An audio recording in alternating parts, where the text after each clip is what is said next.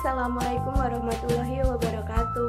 Di video kali ini kita akan bahas mengenai produk dan jasa pegadaian syariah dengan pembahasan yaitu mekanisme operasional pegadaian syariah. Mekanisme operasional pegadaian syariah itu hampir sama dengan pegadaian konvensional, di mana penyaluran uang pinjaman dengan jaminan barang bergerak. Namun perbedaannya, pegadaian konvensional itu menggunakan bunga, sedangkan untuk pegadaian syariah itu menggunakan biaya penitipan, tidak adanya bunga. Misalnya dengan akad rahan. Nah, si nasabah memberikan barang jaminan itu kepada si pegadaian syariah. Kemudian pegadaian syariah itu melakukan penyimpanan dan perawatan di gudang pegadaian. Nah, atas dasar penyimpanan dan perawatan tersebut maka timbullah biaya-biaya. Biaya itu apa aja? Nah, biaya itu termasuk biaya investasi, sama kedua biaya pemeliharaan dan perawatan, dan biaya-biaya yang timbul dari kegiatan penyimpanan barang jaminan tersebut.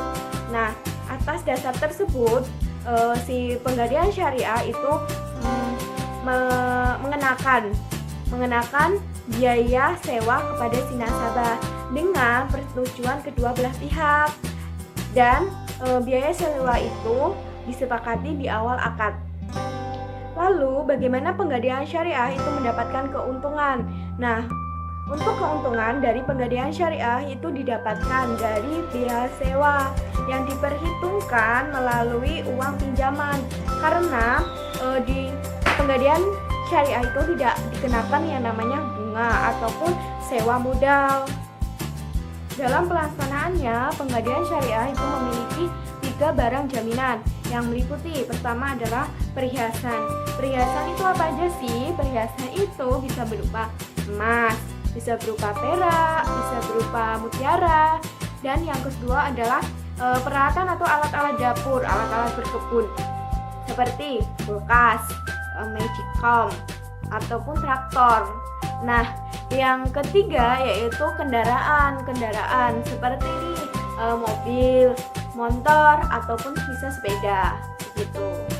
Untuk biaya pegadaian syariah itu ada 2 jenis. Yang pertama adalah biaya administrasi, yang kedua adalah biaya simpanan. Biaya administrasi itu biaya yang dikenakan hanya 1 kali dan di awal akad pertama kali kita ngadai barang. Kemudian untuk biaya jasa simpanan itu sesuai dengan tarif, tarifnya sesuai dengan ketentuan nilai taksiran barang, kemudian berapa lama atau jangka waktu penyimpanan. Nah, yang ketiga yaitu perhitungan simpanan setiap kelipatan. Contohnya nih kelipatan 5 hari kan. Nah, dalam pegadaian itu sistemnya dengan berlaku pembulatannya ke atas.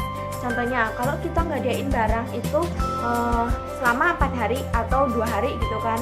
Nah, itu perhitungannya sama dengan 5 hari kita bayar jasa simpanannya kayak gitu. Nah, untuk sistem cicilan, si nasabah atau rahim itu dapat melakukan seumpama ketentuannya adalah kurang lebih 4 bulan. Nah, maka nasabah itu akan melakukan proses sebelum jatuh tempo. Proses cicilannya sebelum jatuh tempo.